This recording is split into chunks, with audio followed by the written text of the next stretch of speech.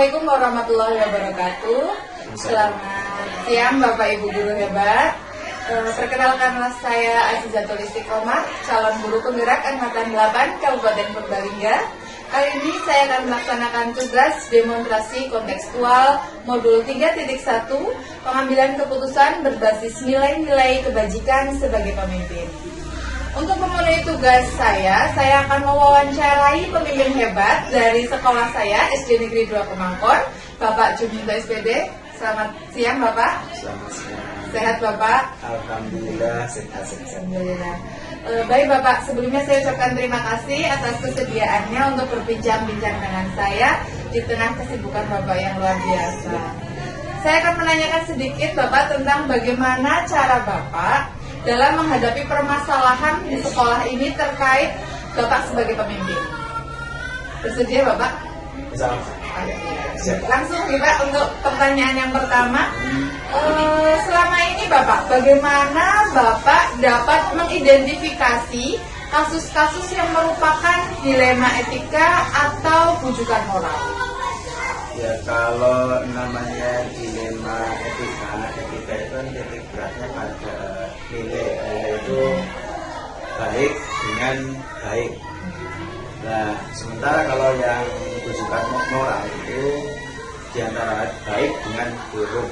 Kenapa? Cenderung kalau yang buruk itu untuk membujuk kepada yang baik. Karena itu satu masalah memang harus bisa kita identifikasi. Gitu.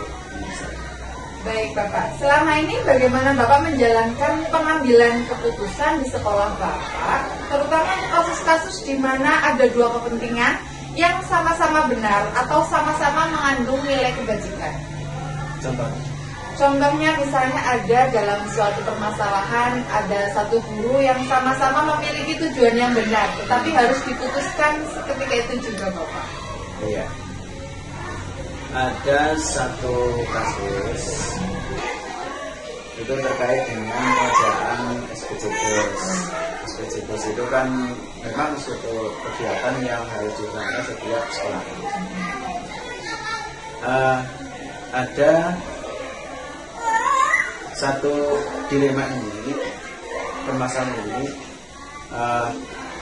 dari target untuk pengerjaan BOS sudah met tanggal berapa, terus nanti akan dilaksanakan verifikasi, itu harus selesai Bu. Dan itu ada dari teman-teman tentang dari OPS BOS-nya, ini harusnya sampai sekarang selesai.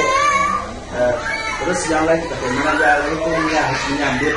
Nah, dengan yang lain menyambut, terus untuk pengerjaan lampirannya, terus aduannya, itu alhamdulillah, nah adanya kita rangkul, jadinya semuanya itu bisa terlaksana dengan baik. Itu untuk kasus-kasus yang biasa terjadi. Oh, begitu Bapak. Jadi kita rangkul semua pihak yang bergabung dengan kita.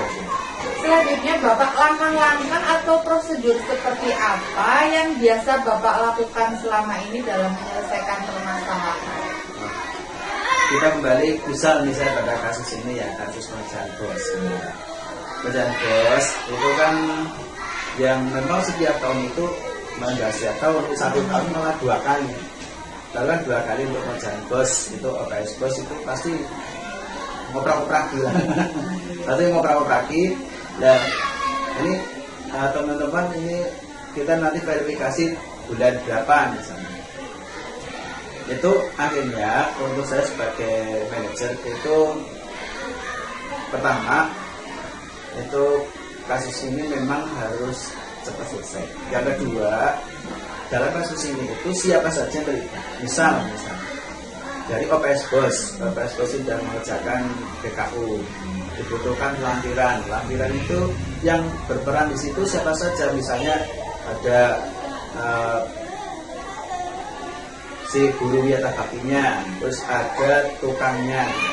Nah, ini membutuhkan lampiran-lampiran, adanya tanda tangan dan sebagainya. Terus dari lain institusi misalnya dari luar sekolah juga kita butuh adanya kwitansi dari toko itu kita identifikasi siapa saja gitu. Setelah itu kita ambil langkah bahwa dalam pengambilan keputusan ini memang net harus bulan ini harus dilaksanakan sudah adanya verifikasi, maka dari semua itu supaya kita mendapatkan bukti fisiknya. Nah, dengan adanya bukti fisik itu lancar dan itu sudah terkumpul semuanya, insya Allah untuk pelaksanaan verifikasi pos itu lancar semua. Tapi itu pun dalam pengambilan keputusan itu harus melalui langkah-langkah yang tadi saya sampaikan, mengenai itu adanya kasusnya yang diapa, terus nanti siapa terlibat, terus ini keputusan ada satu solusi itu disampaikan dari teman-teman yang terlibat dalam masalah tersebut. Baik Bapak, hal-hal apa saja yang selama ini Bapak anggap efektif dalam pengambilan keputusan? Kalau yang menurut saya itu orang yang gak sabaran, jadi inginnya cepat. Sebetulnya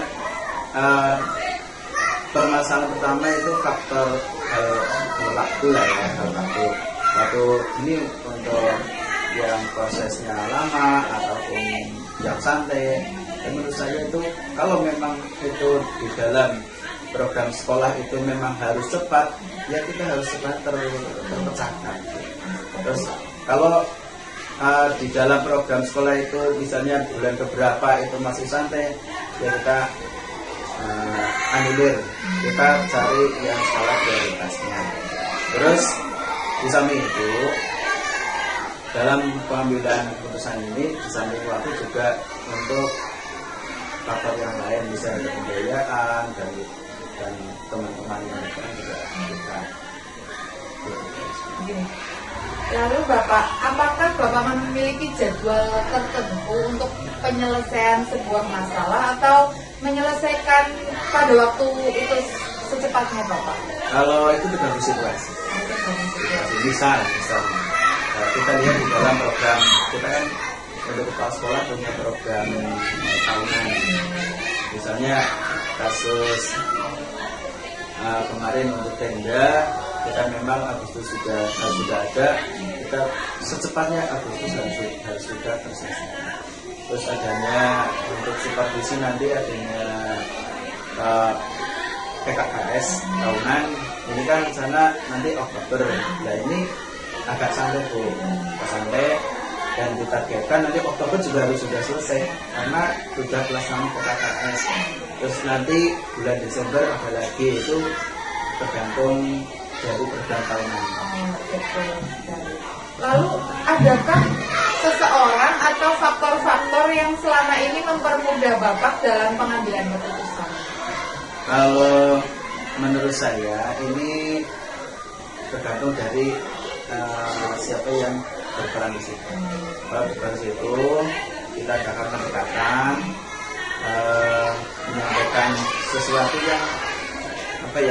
yang mereka itu tahu. Yang mereka tahu seperti apa, terus kita gali dari mereka itu ide-ide. Kalau idenya misalnya bisa memperlancar permasalahan ini supaya selesai, ya kita teruskan. Kalau tidak, ambil teman lain yang bisa dari untuk penyelesaian masalah. Jadi Bapak memberdayakan semua yang terlibat. Betul. Jadi nanti dari kita punya guru kelasnya 6, terus guru punya 2. Dari mereka itu kita gali ide-idenya. Jadi kepala sekolah itu tidak ambil keputusan secara sepihak. Dari semua hal yang telah Bapak sampaikan tadi, pembelajaran apa yang dapat Bapak petik dari pengambilan keputusan di Lena itu? Selama ini dalam pengambilan keputusan itu Di sini ada beberapa faktor yang kita gunakan untuk pengambilan keputusan itu faktor dari masanya, masa pelaku, ya.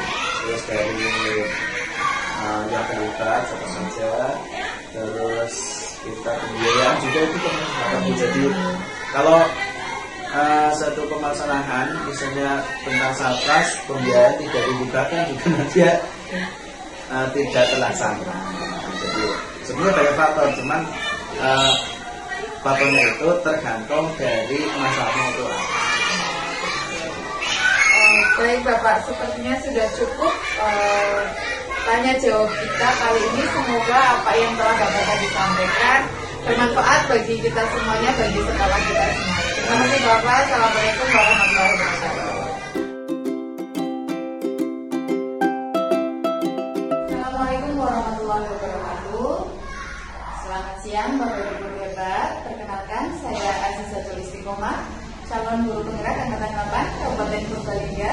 Kali ini saya akan memenuhi tugas saya demonstrasi kontekstual modul 3.1 pengambilan keputusan bernilai-nilai kebajikan. Bersama saya sudah bersama Ibu Endang Sulistiawati dari SD Negeri 1 Padichan, Sekolah Penggerak Ibu.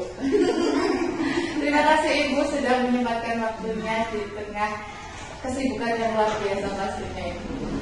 Kali ini saya akan berbicara dengan Ibu, bertanya sedikit seputar pengambilan keputusan yang sudah Ibu lakukan di sekolah Ibu. Bersedia Ibu ya?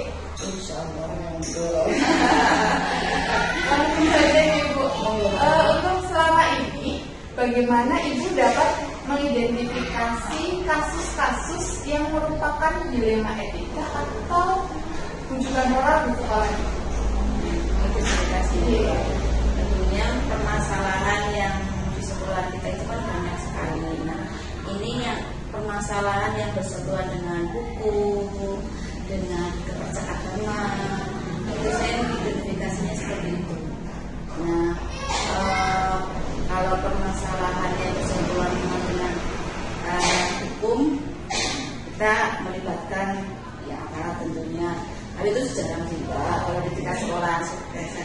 Kalau keagamaan ya tentunya kita melibatkan tokoh agama.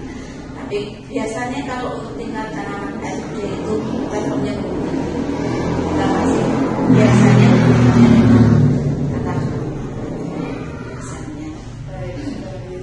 Selanjutnya Ibu, selama ini bagaimana Ibu menjalankan pengambilan keputusan di sekolah Ibu, terutama untuk kasus-kasus yang ada dua kepentingan di antara misalnya satu guru ada dua kepentingan, bagaimana Ibu menentukan?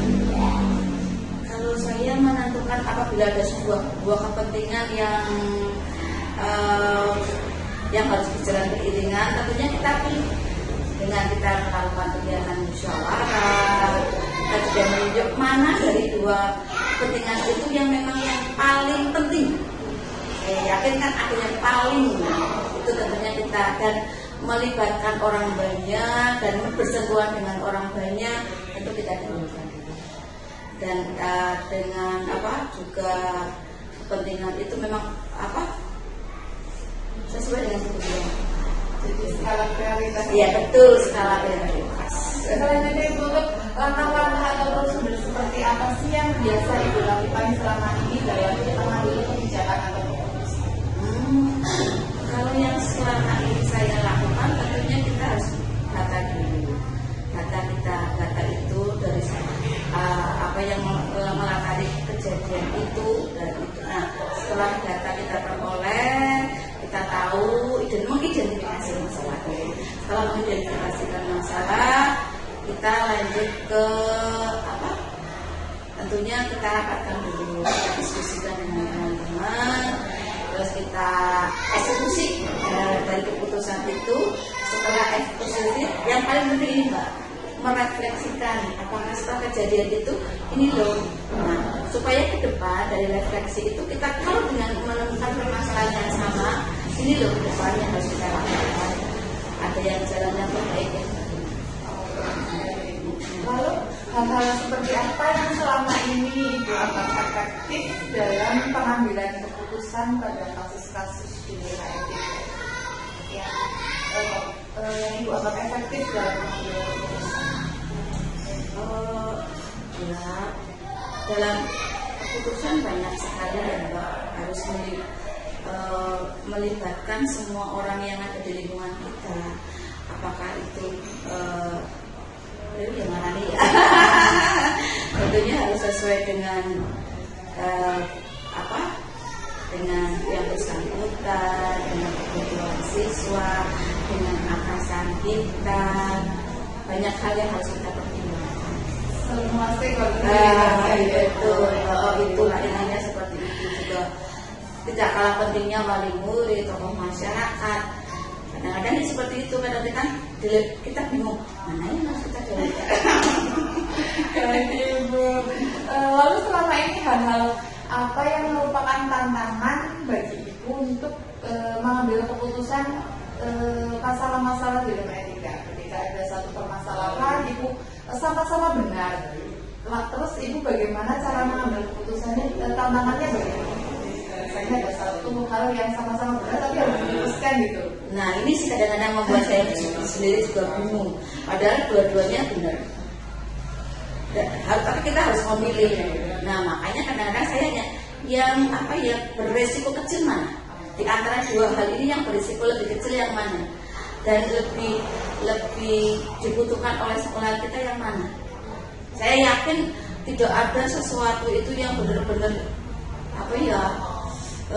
mesti ada sebuah perbedaan meskipun kadang-kadang sedikit. Nah, tapi tidak kalah juga penting kita perlu butuh masukan orang lain. Apalagi ada melibatkan atasan, itu biasanya kita pertimbangkan juga. Tidak bisa berjalan dengan sendiri. Pasti ada hambatan tapi tetap dicarikan solusi. Betul. Lalu apakah Ibu mempunyai tata cara atau jadwal tertentu nih dalam mengambil keputusan atau kebijakan tentang dilema etika di sekolah? Atau Ibu mengambil keputusan itu ketika ada masalah langsung seperti itu juga Ibu? Apa dijadwalkan atau bagaimana? Kalau masalah itu bisa dipecahkan saat itu biasanya langsung. Tapi kalau memang butuh banyak sekali yang harus kita pertimbangkan dari data, dari langkah-langkah yang melibatkan orang banyak, itu tentunya kita harus ada waktu jadwal yang harus kita lakukan. Tapi kalau yang memang permasalahan itu yang memang membutuhkan waktu itu harus diselesaikan biasanya tergantung masalah pribadi. Nah, gitu. Karena kadang-kadang masalah sekarang terjadi sekarang mungkin baik, tapi belum tentu yang terjadi sama waktu saat itu belum tentu sama. Disesuaikan dengan segala sesuatu. Lalu adakah faktor atau orang atau sosok di sekolah ini yang menurut Ibu itu mempermudah atau membantu Ibu dalam pengambilan keputusan atau kebijakan? Itu kayaknya ada nggak mesti. Nah, kalau menurut saya itu di setiap sekolahan itu ada. Tentunya dilihat dari satu mungkin usia beliau, kan ada biasanya beliau bisa memberikan sebuah masukan atau dari kedewasaan beliau itu.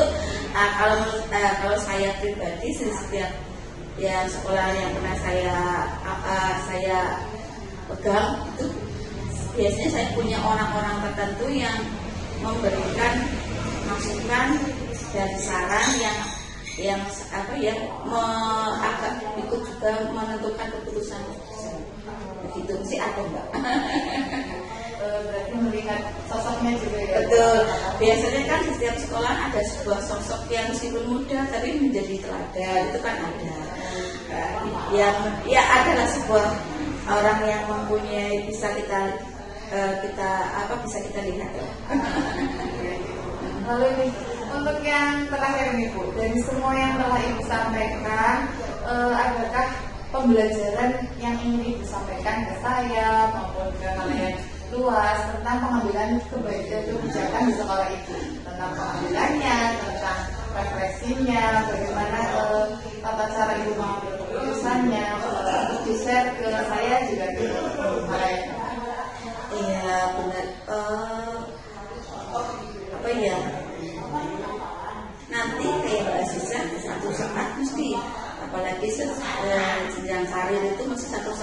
seperti saya nih, atau secara senioritas nanti ada satu saat akan menemukan seperti itu.